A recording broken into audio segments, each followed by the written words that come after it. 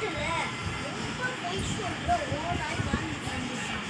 அது எப்படி பொய் சொல்றனா, ஒரு நாளைக்கு அந்த ஓனாய் புதுசா வந்த ஓனாய வா வா உனக்கு ரகரகமான சாப்பாட்டை காட்டுறேன்னு கூட்டு போச்சான்.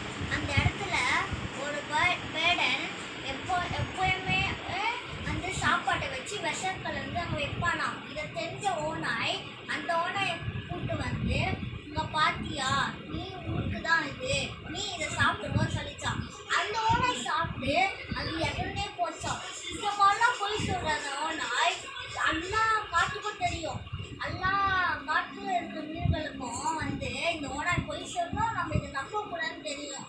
அன்னைக்கு ஒரு நாள் இந்த ஓனாய் ஒரு சிங்கத்துக்கிட்ட மாட்டிக்கிச்சு. அப்போ அது கத்துது, என்னை காப்பாத்துங்க காப்பாத்துங்கன்ட்டு. ஆனா ஒரு விலங்கு கூட அதை பார்க்கவே இல்லை. ஏன்னா இவன் என் பொய் சொல்லுவான் எப்பவுமே, நம்ம எதுக்கு பார்க்கணும்ட்டு அவங்க வேலையை பார்த்துட்டு போறாங்க.